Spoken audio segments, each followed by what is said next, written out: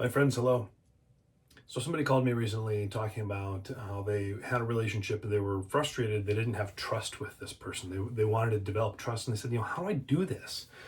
And I shared with them, there's really only two ways that you can develop trust with another person. One is by giving them evidence-based appreciation. We'll talk about that another time. The other is to be empathetic. Empathetic really means to be human with this person, to listen to them, to share experiences with them, and to just be present in the moment.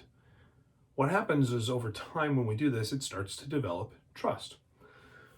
I didn't understand this earlier in my career. At the beginning of my career, I was really frustrated because I was challenged by the fact that I was leading this team of people and really no one trusted me necessarily. In some cases, rightfully, because of decisions that I had made that they didn't agree with, and that can impact trust. I thought they were the right decisions, but they didn't, and that's okay. That can impact trust, so we need to be cognizant of that and compensate for it if that's the case. The real reason, though, was I tried to be this superhuman, bigger than life personality. That's what I perceived and believed to be what a leader is. Somebody who's not even aspirational, but almost unattainable. And that was really my perception of what being a cool, big, powerful leader was to be this, bigger than life, superhuman Teflon man that, nothing I do is wrong and nothing touches me. And when I go potty, it doesn't stink, right? I mean, that was really my perception and belief of leadership. And I just didn't have a real frame of reference as to what I actually needed to do to behave as a leader. It wasn't until far further in my career that I finally realized that leaders are human. Imagine that.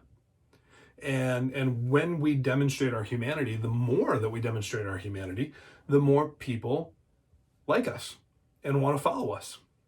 And the more that counterintuitively, they have a perception that we're a superhuman kind of an individual. It's really interesting when you think about it. Think about the leaders that you've looked up to and wanted to be like. Often, at least in my experience with the people I've worked with, there's a commonality in that these leaders have this superhuman trait about them. What it really is they demonstrate their humanity, and they're comfortable doing it. They recognize they've made mistakes. They're not ashamed to admit it.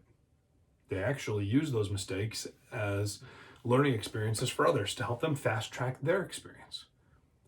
What happens is when we do this, it demonstrates empathy to another person when they're in their time of need.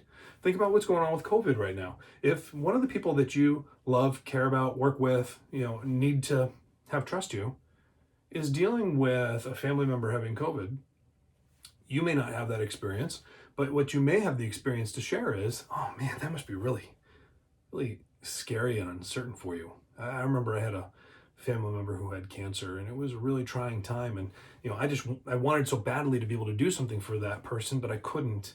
And it was really hard. And I imagine, I don't know what you're feeling, but I would imagine that's probably like what you're feeling. And they'll respond very likely that that's true. And then you have the opportunity to say, I'm not sure if there's anything that I can do, but, is there something that I can do to help you right now? And they'll probably say no, because what are you going to do? But what they are going to do is they're going to appreciate the fact that you were real for a moment, that you were empathetic with them, that you took a few moments to have a real conversation, human to human. What happens over time is that develops trust.